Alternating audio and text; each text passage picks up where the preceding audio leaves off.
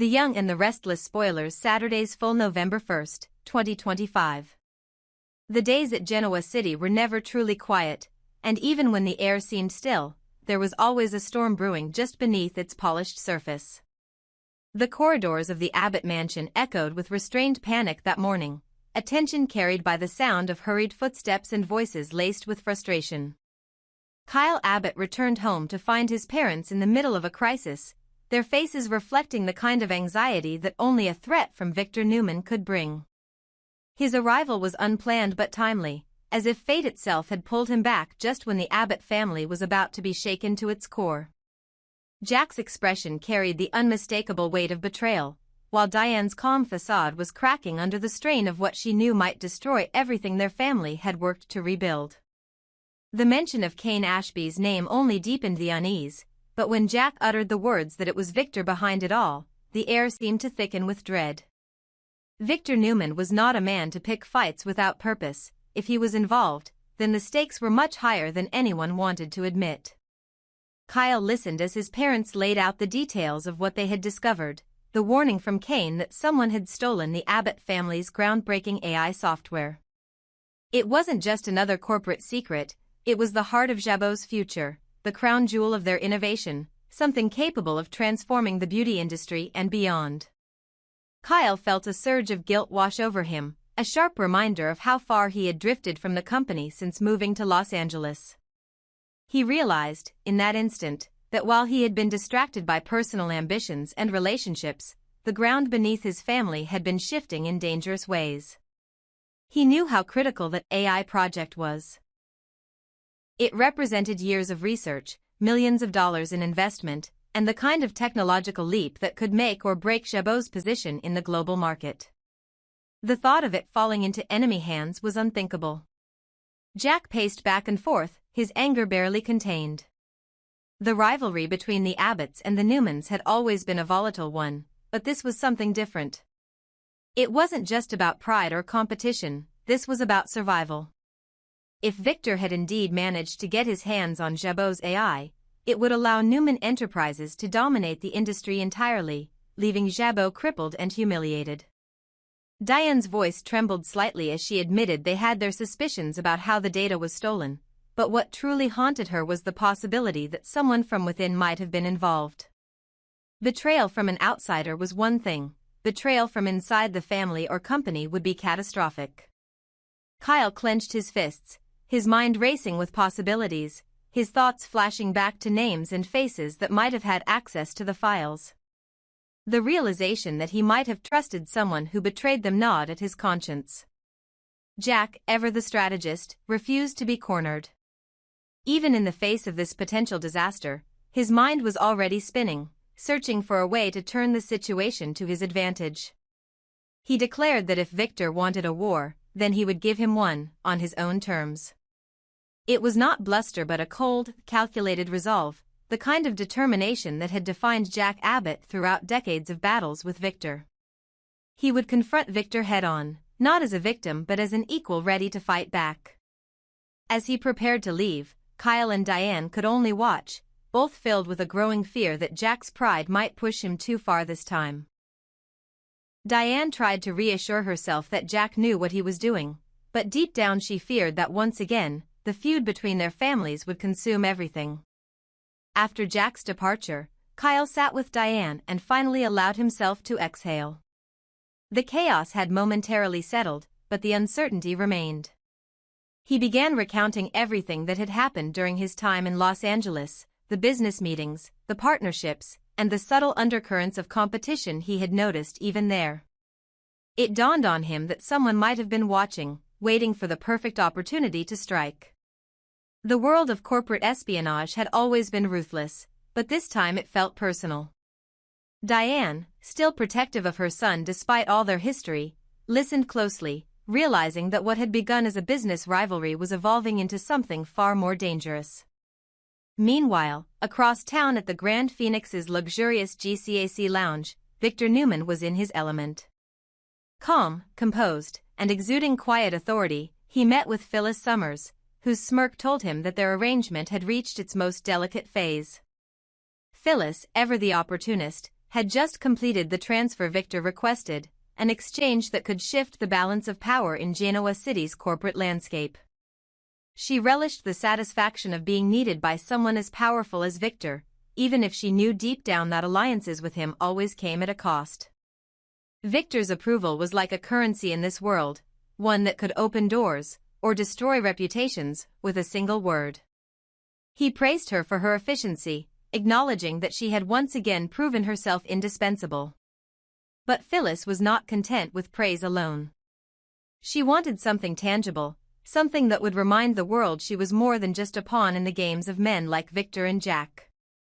Her eyes glimmered with ambition as she made it clear that her loyalty had its price.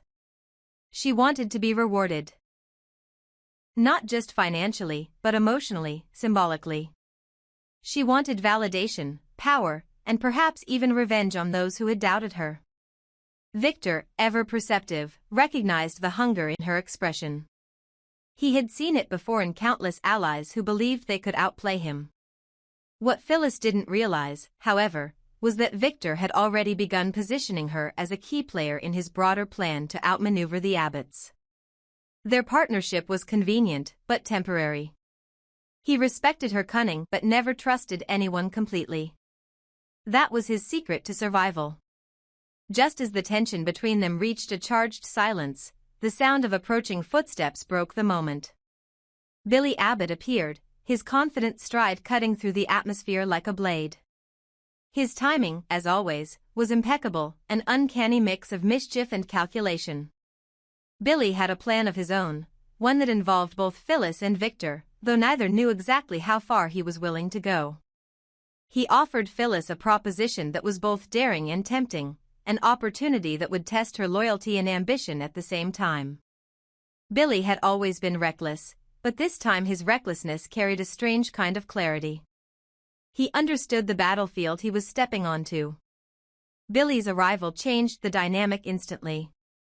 Phyllis, who moments earlier felt in control, now found herself torn between two powerful men, one representing the stability of power, the other the chaos of risk. Victor eyed Billy with disdain, well aware of the Abbott reputation for impulsive decisions. But Billy's smirk suggested that he wasn't there merely to provoke, he was there to insert himself into a war that could redefine Genoa City's balance of power. His proposal to Phyllis would be dangerous but potentially rewarding, to align with him in a way that could undermine both Jack and Victor simultaneously. Billy's offer was not just about business. It was about revenge, redemption, and the thrill of taking back control in a world that had constantly tried to control him. As Phyllis considered his words, her mind spun with possibilities. She had spent her entire life navigating between survival and ambition, between being underestimated and being feared. Billy's plan, whatever it entailed, offered her the chance to rewrite her role entirely. Yet she also knew that aligning with Billy could make her a target of Victor's wrath, a risk that few in Genoa City survived unscathed. While the drama unfolded at GCAC, back at the Abbott mansion, Kyle and Diane received updates from Jabot's cybersecurity team confirming their worst fears. Fragments of the stolen AI code had already surfaced in encrypted files traced to Newman's tech division. The betrayal was undeniable. The Abbotts had been infiltrated, and Victor's fingerprints were all over the operation. Jack's confrontation with Victor was inevitable, and when it came, it would be a clash of legacies, egos, and generations of resentment. The city's power players were once again converging on a collision course, Phyllis torn between loyalty and greed, Billy teetering between brilliance and self-destruction, Jack preparing to go to war, and Victor orchestrating his empire like a chessboard. In Genoa City, alliances shifted as quickly as the wind, and every promise came with an expiration date. What began as a dispute over stolen technology was now a full-scale battle for dominance, fueled by betrayal, pride, and ambition. For Kyle, it marked a turning point, a realization that the family business wasn't just about legacy or wealth, it was about identity. For Jack, it reignited an old fire that had burned for decades against Victor Newman. And for Phyllis, it presented the cruel but familiar choice between survival and self-destruction. Billy's offer would linger in her mind long after that day ended, a dangerous spark that could either set her free or destroy her completely. As night fell over Genoa City, the lights of the Newman Tower gleamed in the distance, casting a long shadow over the Abbott estate. The war had begun again, silent but certain, and beneath all the business jargon and corporate facades, it was the same timeless story that had defined their lives, one of loyalty betrayed, power challenged, and hearts caught in the crossfire. The morning at the Grand Phoenix had taken on that deceptive calm that only Genoa City could produce, where a polished surface always concealed the grinding of power underneath. Victor Newman, impeccable as ever, stood across from Phyllis Summers, assessing her with the calm detachment of a man who already knew what everyone in the room was hiding. The deal they had just finalized was the kind of quiet transaction that changed everything while leaving no fingerprints.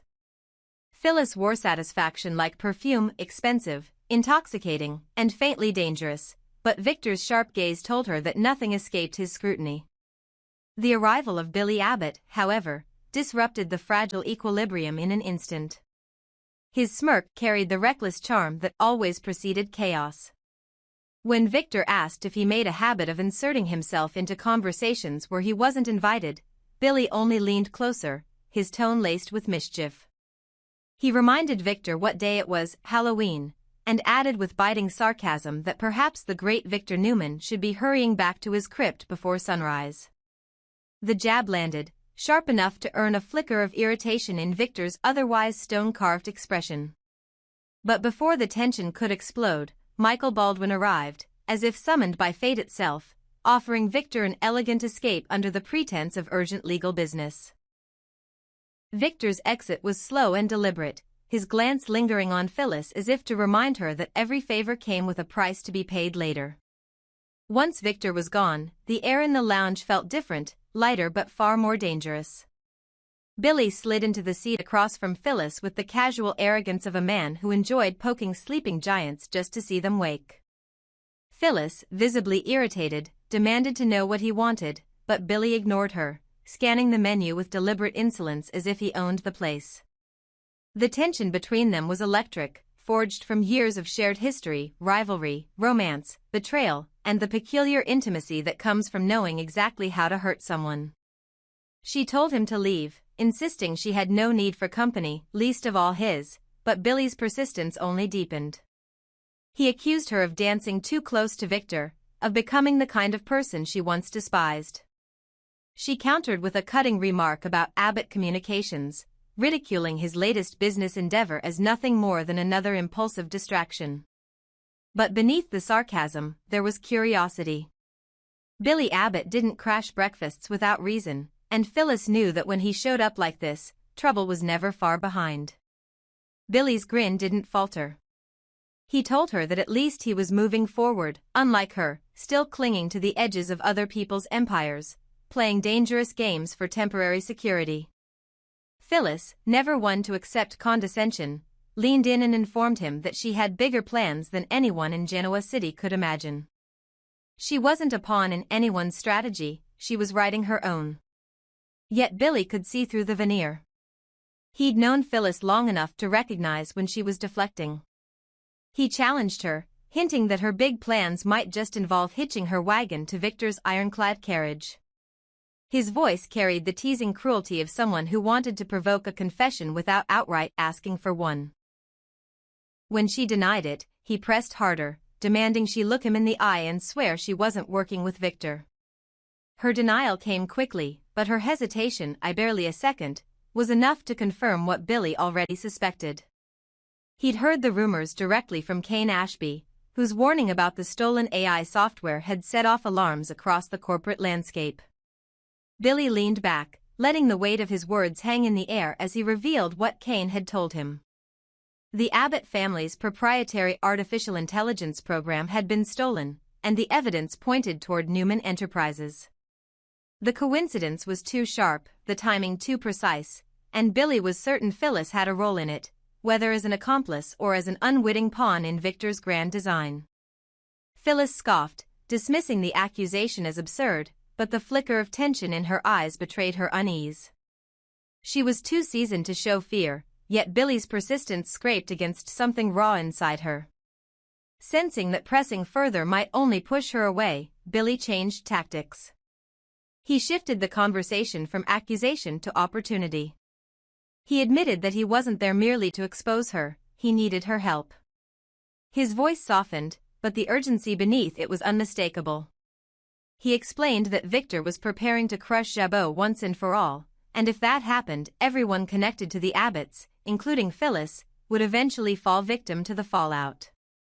The war Victor was starting would burn through every business in Genoa City, and Billy had no intention of sitting back to watch it happen. He proposed something audacious, that Phyllis join him in taking down Victor before he could destroy them all.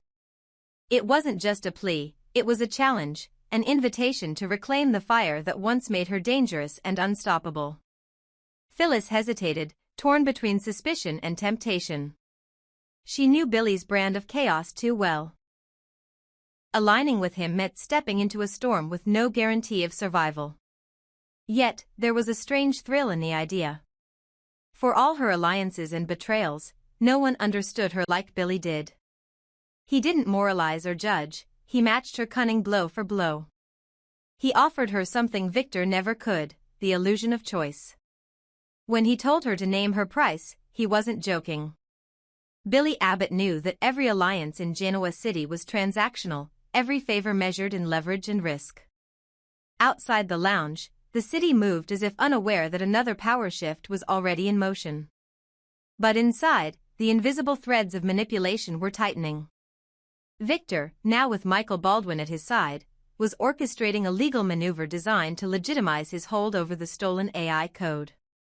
With Michael's legal brilliance and Victor's resources, they could bury any accusation in red tape and plausible deniability. To the world, Newman Enterprises would appear blameless, a visionary corporation advancing technology for the greater good, while the Abbotts would look like bitter rivals grasping at straws. Back at the Abbott estate, Kyle and Diane received word that their internal investigation was uncovering digital fingerprints leading back to shell companies tied to Newman subsidiaries. The discovery confirmed Jack's suspicions, but also revealed something far more chilling. The leak had originated from a device once registered to Phyllis Summers. Whether she had been complicit or framed remained uncertain, but the timing aligned too neatly with her recent dealings with Victor to be dismissed. Jack's anger simmered, not just toward Victor but toward the entire system of deceit that seemed to infect every alliance in Genoa City. He had seen it before, how personal relationships became weapons, how trust was traded for power, and yet, he still found himself surprised by the audacity of those willing to betray. As Billy continued his pitch, he made his true motives clear. He wasn't asking Phyllis to pick sides out of loyalty or revenge, he wanted her to think strategically. Together, they could expose Victor's scheme, reclaim the stolen AI, and restore balance before Jabot collapsed under the weight of corporate sabotage. He knew she possessed the technical skills and insider access to uncover what Victor was hiding. But more than that, Billy needed someone who could operate in the gray, someone unpredictable enough to outthink the master manipulator himself. Phyllis studied him carefully. Billy's desperation was real, but so was his conviction. She could see that he wasn't just fighting for his family's company, he was fighting for redemption, for the chance to finally outmaneuver Victor after years of humiliation. For the first time in a long while, she saw a reflection of herself in him, two flawed souls trapped in the endless chess game of Genoa City, too stubborn to fold and too addicted to the fight to walk away. Still, trust was a fragile currency between them. Phyllis reminded herself that Billy Abbott was not a savior, he was chaos incarnate, a man who could ruin everything he touched. Yet, part of her couldn't resist the idea of joining him. Together, they could be unstoppable or mutually destructive. Perhaps both. Meanwhile, Victor's conversation with Michael took a darker turn. Michael warned him that the more aggressive his moves became, the more attention he would attract from regulators and rivals alike. Victor dismissed the concern with characteristic arrogance. He wasn't worried about scrutiny, he was preparing for domination. His focus wasn't merely on Jabot or the AI code anymore, it was on reshaping the corporate hierarchy of Genoa City entirely. He wanted absolute control, and anyone in his way would be eliminated quietly. Michael, loyal but cautious, could only nod, aware that Victor's ambitions often crossed moral and legal boundaries. Phyllis lingered at the table long after he was gone, the remnants of her untouched coffee growing cold as she replayed his words in her mind. The temptation was undeniable. Partnering with Billy could offer her redemption, or ruin. Aligning with Victor promised power, but at the cost of her soul. For a woman who had built her life on walking the knife's edge between brilliance and self-destruction, the choice was almost poetic.